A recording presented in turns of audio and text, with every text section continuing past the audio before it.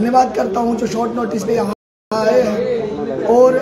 Youth against corruption जो आंदोलन जिसका नेतृत्व हमारे जिम्मे पड़ा है, हम जो युवाओं की बात आपके माध्यम से सरकार तक पहुंचाने की कोशिश करेंगे। हम लोग JKSSB में जो अभी हाल ही में एक एग्जाम कैलेंडर इशू किया है, जिसमें वो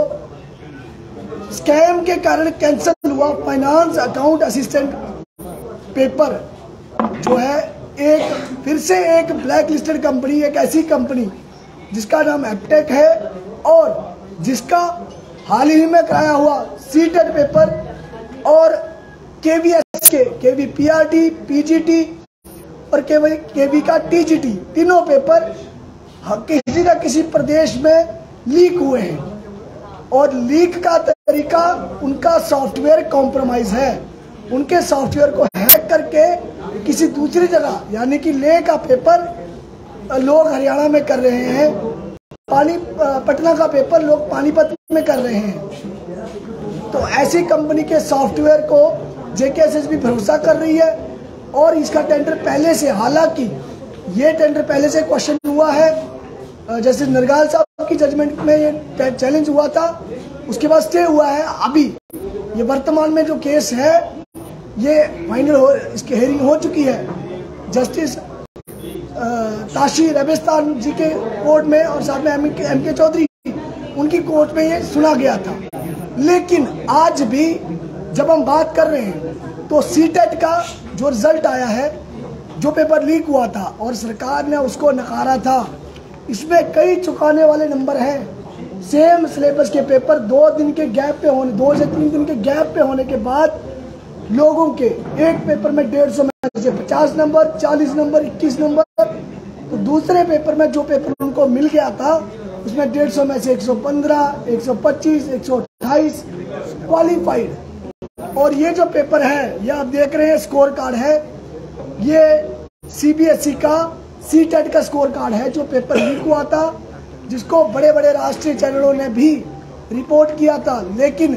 केंद्र सरकार के अधिकारी, CBSE के अधिकारी, उन्होंने इसको कहा था ऑनलाइन पेपर में ऐसा हो नहीं सकता।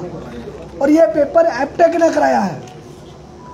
यही कंपनी जब KVS करा रही थी तो पेपर चोरी करते हुए लोग पकड़े गए हैं। आज हम जो जम्मू कश्मीर का युवा पिछले 9 महीने से स्कैम के चलते त्रस्त है, वो बार बार सरकार से, LG प्रशासन से मांग करता रहा कि भाई हम इससे भरोसा नहीं बना पा रहे हैं, कुछ करिए। तो उनके अधिकारी, चाहे वो जिला स्तर के अधिकारी हो, चाहे वो डिवीजन स्तर के अधिकारी हो, चाहे वो JKSSB को चलाने के लिए UT लेवल के हों,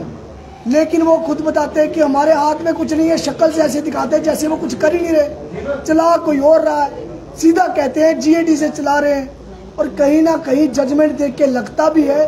कि चीफ सेक्रेटरी साहब का खास ध्यान JKSSB की तरफ था,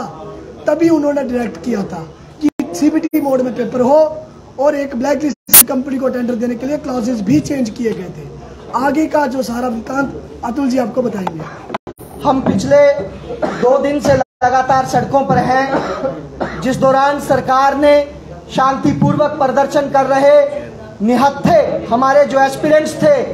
जो आने वाले इस जम्मू कश्मीर UT के प्रशासनिक अधिकारी हो सकते हैं, उनके ऊपर लाठियां बरसाई। पहले तो हम उसका खंडन करते हैं। दूसरा, हमारी जो मुख्य मांगे हैं जिसको लेकर हम लोग सड़कों पर हैं, मैं आपको बता दूं, सबसे पहले जो कैलेंडर इशू किया है,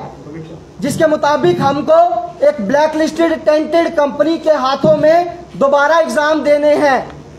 एक तो उस कैलेंडर को हम मांग करते हैं जल्द से जल्द वापस लिया जाए। दूसरा, उस ब्लैक लिस्टेड कंपनी ने आज तक जितने भी CBT पेपर यहां करवाए हैं, उन सभी पेपरों की टेक्निकल इन्वेस्टिगेशन करवाई जाए, क्योंकि हमारे पास इनपुट्स है, कुछ सबूत हमारे हाथ लगे हैं, जिसमें जो JKPSI का एग्जाम दोबारा करवाया है वो साफ तौर पर लीक हुआ दिख रहा है। तीसरा, हम ये कह रहे हैं कि जो ये एप्टेक कंपनी है, इसको ही यहां से वापस भेजा जाए, क्योंकि हम ऐसी ब्लैक लिस्टेड कंपनी जो पहले तो ब्लैक लिस्टेड थी, पहले तो उसको स्टेट्स ने बैन किया था, लेकिन हाल ही में जनवरी और फरवरी के महीने में आप ले में देखिए केवी का पेपर ये कंपनी लीक करती है, जहां इनके अधिकारी पकड़े जाते हैं। बाकी राज्यों में देखिए, पंजाब, हरियाणा, गुजरात, बहुत सारी स्टेट्स में इनकी ये जो माल प्रैक्टिसेस हैं वो सामने दिखी हैं, और सबसे बड़ी बात, इनके अधिकारी उसमें पाए गए हैं। ऐसे में हम मांग करते हैं कि इस कंपनी को